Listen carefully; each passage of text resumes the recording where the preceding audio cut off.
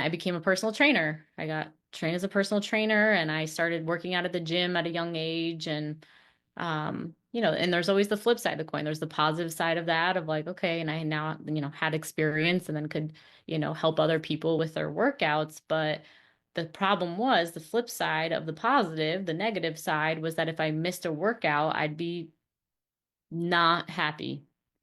Got really crabby inside myself. I felt crappy. I felt tired. I felt lethargic. And then I'd be mad at myself. Why did you do that? You know, you shouldn't do that. So then I was like trapped because if I didn't go to the gym, I'd be miserable. But then I would go to the gym. And so, yeah, I go, and I could be happy. But like, I couldn't be a human that sometimes needed some flexibility to not go sometimes. I was, I had to be perfect with my eating and with my exercise, or else I was going to suffer. I had to, and it, like, even when I lost the weight, then I'd be scared of gaining it all back again. And then I would gain it back again. And then I was depressed the entire time that I had weight back on again. We all know they're temporary. So this is really about life and self mastery. So what do I mean by that? I mean, the more that you master, understand yourself, your inner world, your emotions, your thinking, your feeling, the more that you gain back control over the way that you're feeling in your day-to-day life. And when you're feeling in control over yourself, your life, all the different things, that is when your energy gets better and you naturally have the bandwidth, the energy, the enthusiasm to do the actions on your health that you know you want to do easily and automatically. And that's really the name of the game. I interviewed a gastric bypass surgeon years ago now on this podcast. You can go back and check that episode. And in that conversation, the gastric bypass surgeon said that they stopped actually giving the gastric bypass surgery to people who hadn't done a program like the Hypnosis for Permanent Weight Loss Fast Track to Freedom program that I have, because she saw that even after all of the extensive things that patients would need to go through to prove that they could lose the weight and keep it off, they still were gaining 100 pounds back after a year or two. And it's because we didn't do the deep dive self mastery work. And I'm sorry, but if you've been struggling with food, body, and weight your whole life, you can't get away from it. You can't. You can't. And I also want to say that it is actually procrastinating your entire life. You are wasting years, precious moments. You are wasting, yeah, limiting yourself on what's possible for yourself in your life, the life experiences you can have, the precious moments you can have. There are temporary fixes, there's weight loss drugs, and there's surgeries, and there's, other drugs and other distractions. All of that exists, but they're all band-aid solutions. And so I'm here to be with you as you rip off the band-aid and start looking and taking a deeper dive. And it is my great honor and privilege to guide my clients on this journey. It is a journey near and dear to my heart. I'm a nurse by trade. I used to work in the surgical and neuro ICU and kidney transplant. I love health. I value health. I cherish health. I never was super, super overweight, but I always said I had the mind of a fat kid. It doesn't matter actually if you are super skinny or super overweight. If you have been struggling with this and you think about food, body, and weight a lot, or you are constantly up and down, you belong here.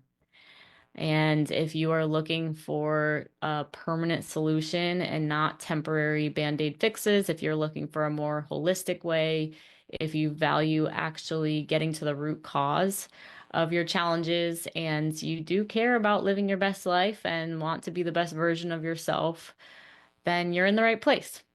So that's a little glimpse on this podcast. And my 8-week program is the first step for people to take to get all the tools that they're needing in the background, that preventing them, the things in the background that are driving them to the cabinet, into the refrigerator, into the stress eating, the emotional eating.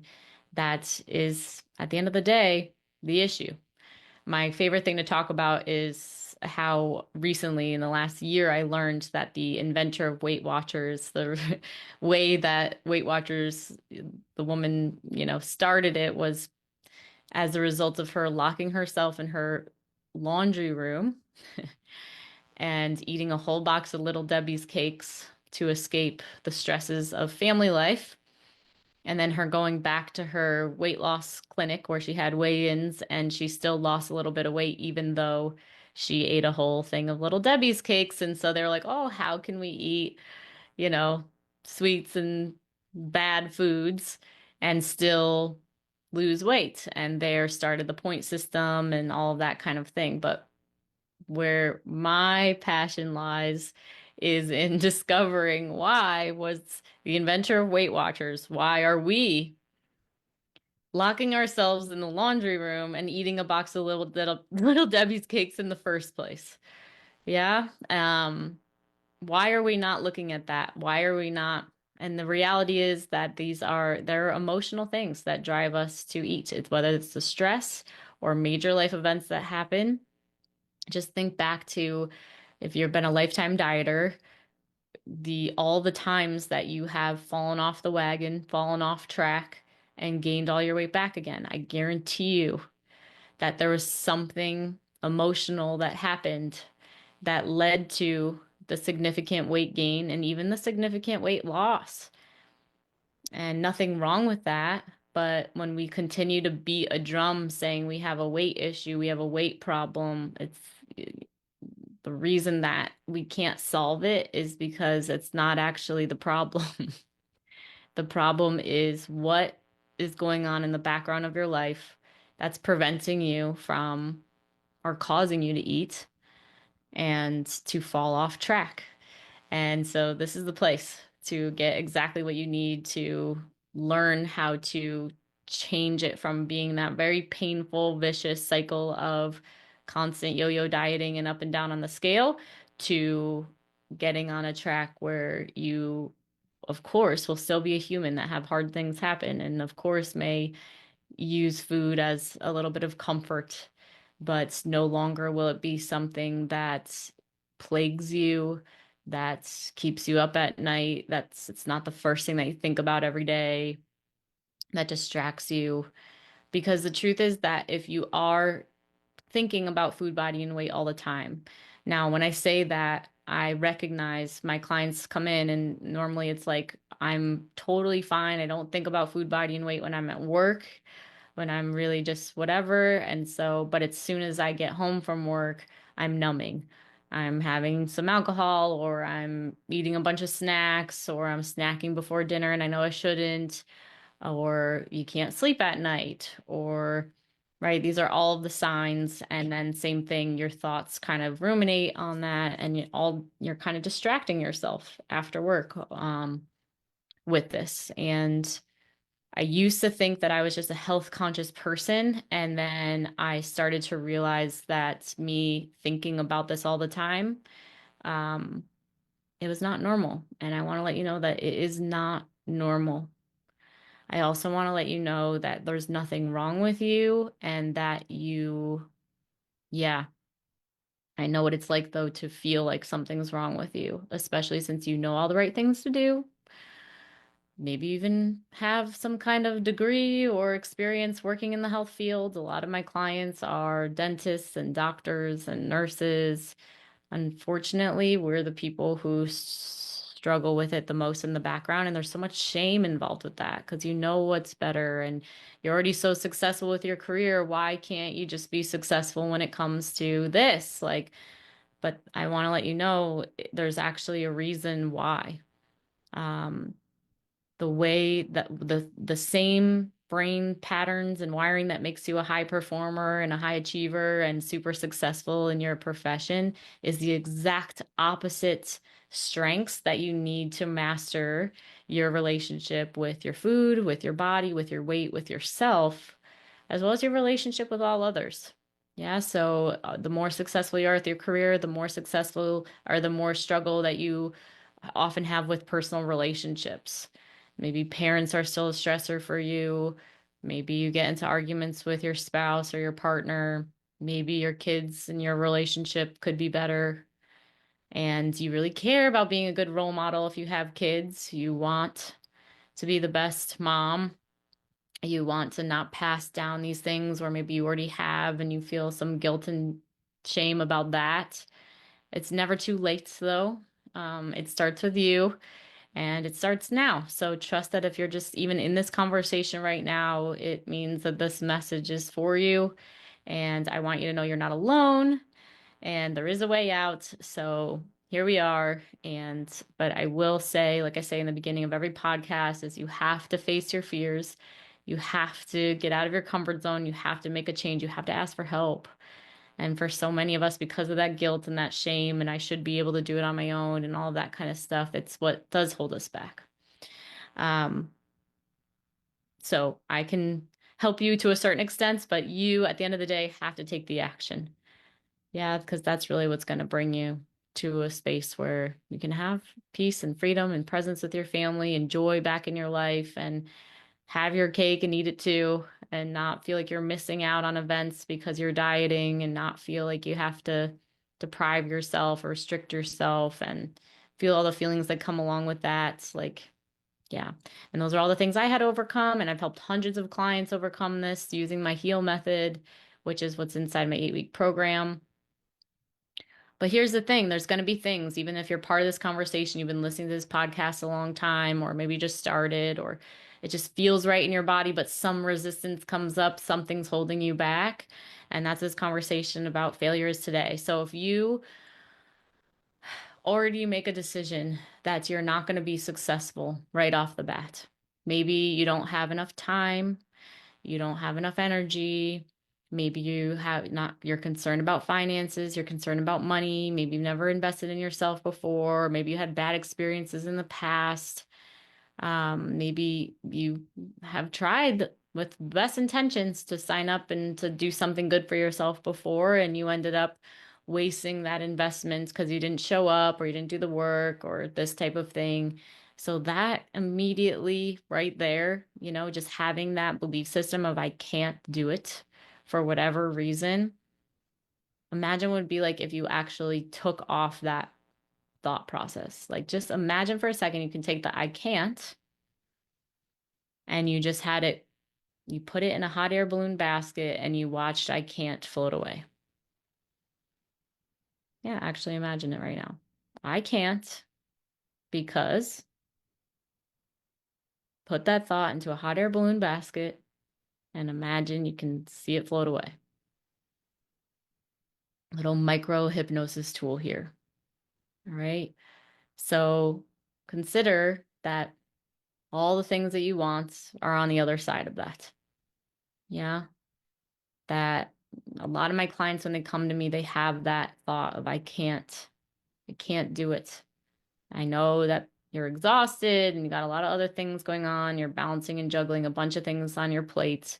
But I also know that you don't put yourself first, that you put everybody else first. And the truth is, like, if your kid, if your daughter needed a program to help them, with their food, body, and weight challenges or issues, you would literally lay down your life to make sure they got it because you love them so much. And we love that about you. But it's the whole if your cup isn't full, you can't pour from an empty cup principle. And there's just the reality of admitting that, like, I'm just at my wit's end and I need help and kind of putting up the white flag and knowing it's safe to ask for help. It's safe to put yourself first. And in fact, it's the opposite of selfish. It's actually really necessary for you to, yeah, be able to really be there for other people and to have that experience in your life.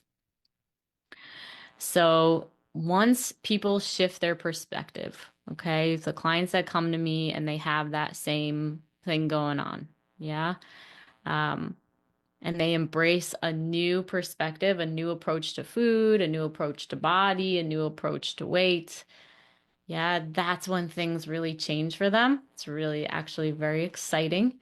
They're all very busy, successful people, like yourself. They've reclaimed their time, their energy, their confidence, and discovered that they can. They've discovered that they can do it. And again, it starts with that first step. So, they replace I can't with I've got this. Yeah, they're ready to stop the vicious cycle with food and they're ready to take the next step. Um, because staying here no longer feels like an option. And you can really ask yourself, like, how much longer do I feel like I can take this? How much longer do I want to take this? And really asking yourself, what is the impact of my not, you know, putting this higher up the scale of importance for me to take care of?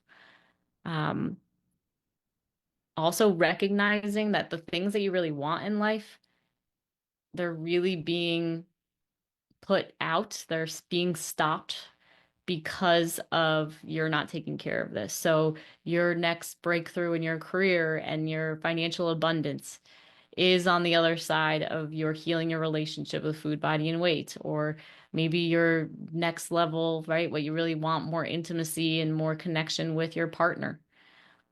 It is on the other side of your healing your relationship with food, body, and weight. Why? Because I know that when you make a mistake with your eating or you're off track or you feel fat or whatever, you see a picture of yourself you don't like or you get triggered in some way, shape, or form, you're not the most loving, open, expansive partner anymore. Maybe you even get snappy or pissy at your partner, and then you feel guilty about it, and then you probably go and eat some more. And it's like it really not taking action on your challenges with food, body, and weight directly impacts these really important areas of your life. It's squashing love out. Yeah, self-love, but also love for others. It really gets in the way. Yeah. Um, and I don't want you to feel guilt and I don't want you to feel shame about that. It's normal. But I do want to highlight the importance of you taking action on this for yourself. I know you want to live a long life with your kids. You don't want to die young, right? You want to, right, like I said, you want to be a good example. Um, and this is in the way. And that's why I'm so passionate about helping people get this out of the way because my whole life started when I healed my relationship with food, body, and weight. My relationships were not that good. I didn't really have that close of friendships. There was like safe people in like groups and professional settings.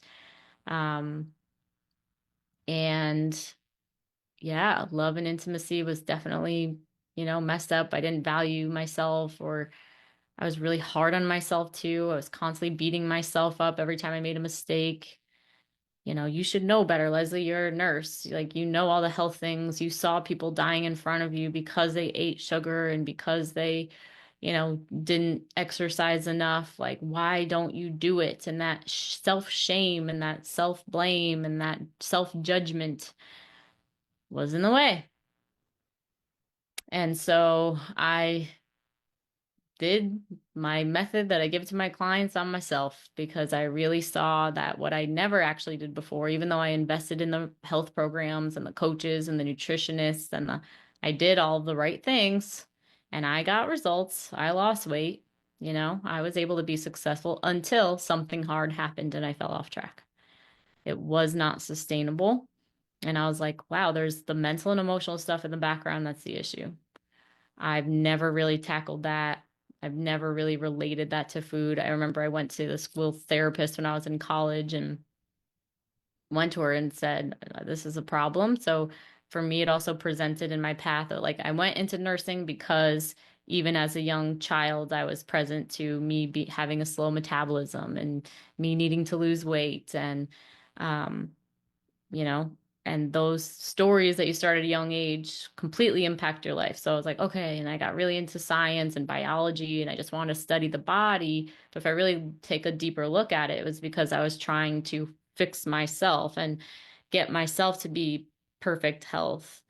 Um, and then I became a personal trainer. I got trained as a personal trainer and I started working out at the gym at a young age. And and there's always the flip side of the coin. There's the positive side of that of like, okay, and I now, had experience and then could, help other people with their workouts. But the problem was the flip side of the positive, the negative side was that if I missed a workout, I'd be not happy. Got really crabby inside myself. I felt crappy. I felt tired. I felt lethargic. And then I'd be mad at myself. Why did you do that? You shouldn't do that. So then I was like trapped. Because if I didn't go to the gym, I'd be miserable. But then I would go to the gym. And so, yeah, I go, and I could be happy, but like I couldn't be a human that sometimes needed some flexibility to not go sometimes. I was, I had to be perfect with my eating and with my exercise, or else I was going to suffer. I had to, and it, like, even when I lost the weight, then I'd be scared of gaining it all back again. And then I would gain it back again. And then I was depressed the entire time that I had weight back on again. And, I talked to so many people about it and, oh, my weight and my weight. And they'd be like, oh, you're fine. It's like, no, I'm not fine, because people didn't realize like what, and if this is resonating with you, if you're still listening to this, a major thing that got me to like take it seriously, because I do highly value my health, was when I was traveling in Bali at one point. This gal, I used to follow a really strict food program that actually was a derivative of Food Addicts Anonymous. And I really believed that I was a food addict. I really would binge on sugar and had no self-control and had all of the evidence in the world that something was biologically wrong with me. And so I ate perfectly, thinking that that was the only way, right? Kind of like an AA program for whatever it was with food, the only way for me to be okay. And yeah, so this gal who is traveling alongside with me, she shows this term one day. She never made it seem like she was directing it at me, but I kind of feel like she was. And the term, you can look it up if you want, it's called orthorexia. And what it essentially means is the obsession with being healthy. And I looked at that and I saw that it was literally a documented mental health disorder. And I was like, well, that resonates with me, because I am trying to be very perfect with everything that I'm doing with my health. And if I don't, it felt like it was a major breakdown going on within me. It got worse over the years. And I didn't want that. I didn't want to have a mental health issue. I didn't want to be diagnosed with something like that. And so that started my journey to actually heal the stuff in the background. Um, so I want to let you know that it is not normal to think about food, body, and weight a lot, or for a large percentage of your day, or all the time. I want to let you know that no matter how real the food habits and behaviors, whether you're binging or purging or have in the past, or if it's just stress eating or mindlessly eating, or however you describe it, or if you're addicted to exercise and feel like you have to do it, um, and you can only know that within yourself. It's usually just the small whisper inside yourself that says like there's something else, like this is a problem. And I want you to take that voice seriously. There's a few different times on my path where I had that whisper, and we try to rationalize ourselves out of it and say like, oh, well, no, because if it was a real problem, I would look like this extreme example of someone who is really right. So, um, if it's a problem for you, it's a problem for you. And if it's something that you'd feel like you just can't master, despite all the other things that you master, there's also nothing wrong with you, but it is masterable. Yeah, the good thing about neuroscience is that it's proven that we can actually, through neuroplasticity, change the things that are going on in the brain and create new, different, better reality. And the way to change the unconscious mind, which is in charge of your habits and your patterns and behaviors, is by actually feeling emotion, and by the repetition. Yeah, so everything that I put into my program is specifically designed to help you feel the emotion and help you, yeah, through the repetition of coming on to regular calls and getting regular support and whatever, to repave those neural pathways so that you can experience freedom, peace, happiness, joy, contentment. You can be social, you can participate in parties and events without you feeling super stressed and anxious weeks in advance. What am I going to wear? How am I going to lose 20 pounds in 2 weeks before this wedding so I can fit into this dress, or before this vacation so I can wear this bathing suit. Um, it's not cool. If it's not cool for you anyway. Um, and again, only you within yourself can know if it feels like there's actually a problem. And again, if you're looking for a solution, if you're looking for a real way out of it, if you're looking for um, something that's holistic, and you're sick of people telling you that you just need to exercise more, and you're sick of people telling you that you just need to eat this way in order for it to go on, or whatever, but you know that you know all of that already. Um, it can be kind of a ding, ding, ding. Like, the mental and emotional piece could be what you're really seeking, whether you're conscious of that or not conscious of that. But consider that all of your thinking, all of your stress and anxiety that you have in this area of your life, that is so occupying all of the space in your mind that you can't take on any of that advice. Not really. Like, it's just going to be little tiny sprinkles of you like making an effort, but then you have such low threshold of what you can take because you're already so full of stress and anxiety that you're just going to give up and say, well, forget it. I already ate a piece of pizza, and then you're going to eat a whole pizza instead of a couple slices. So we got to support you. I call it the emotional release valve, and just kind of learning how to actually change the thoughts, change the emotions, which it only takes 90 seconds to have an emotion go through your body, right? So I want you to know, like, even though it feels, uncomfortable at first, it gets easier and easier. And then when you start to see the results being produced, like the energy, right? You've released the stuff. So now your cup is empty. And now how you can show up and your ability to be present and to also have energy and motivation and consistency just gets better and better. And life gets more and more fun.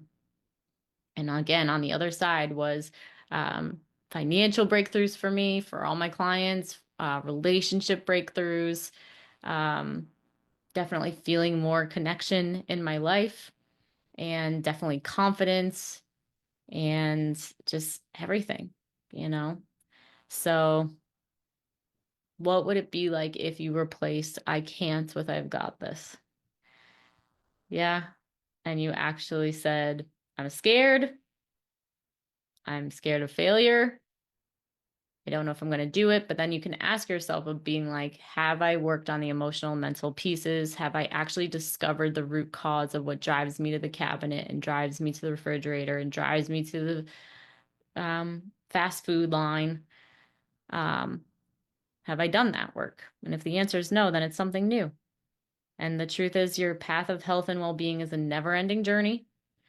And everything that you've done this far when it comes to learning about your health and weight and body and food and exercise, that's all served you. Um, and so it's just being present in the now. Let go of the past, be present to the now. What's important to you now, what's important to you about what you actually want to create in your life and your future. And then allow your body to be your guide. The stress, the anxiety, the scarcity, I don't have enough time, I don't have enough energy, I don't have enough money, I don't have enough this support, whatever it is. That's the mental constructs. That's the stuff that's trying to hold you back from having an incredible life. Yeah, so this journey is not about being perfect. This journey is not a diet. This journey is about you discovering these aspects of you that are preventing you from having total weight mastery, self-mastery, total freedom, and empowerment around your own health and what you want to create in that area of your life. So if you're ready to get started with that, then book a call on my website is the best way, hpwl.co. Can't wait to start supporting you. When you become my client, I just want to let you know you're not a number, you're not just a client. Um, you're a valued part of my hypnosis for permanent weight loss community. Um, I deeply, deeply love human beings. I deeply love to serve, and especially in such a way that is so deeply connected to my heart because I know the pain that it feels to feel this stuck in this area of life. I know what it feels like to feel that embarrassment about gaining weight again, or having to show up at a social situation and feeling not confident in the skin you're in and how distracting that is. I get all of that. And I just want to equip you with all the tools I've gotten in all my years of training, right? As an NLP trainer and hypnotherapist and a coach. I'm certified, I'm credentialed. I'm not just doing it like, hey, I'm just your pal. Like, I have leadership training. I've spent and invested hundreds of thousands of dollars, thousands of hours of my life and my time to just learn how to better serve you. So please know, as a client of mine, that this is what I was born to do. And I will be deeply honored to serve you and to just get to support you at this part of your path. So love you so much, and can't wait to hear from you. And until the next episode, we'll see you then. If you are serious about taking action on your struggle with food, body, and weight, then this is for you. Go ahead and text the word hypnosis to 855-BE-ALIVE. That's 855-232-5483. Immediately after texting that number, you will get access to our free training that will tell you why you can't figure the food, body, and weight thing out, why you can't keep weight off even after you've been successful in the past, and how to actually overcome it, including a mini hypnosis session at the end. Don't miss out. Text the word hypnosis to 855-BE-ALIVE. That's 855-232-5483.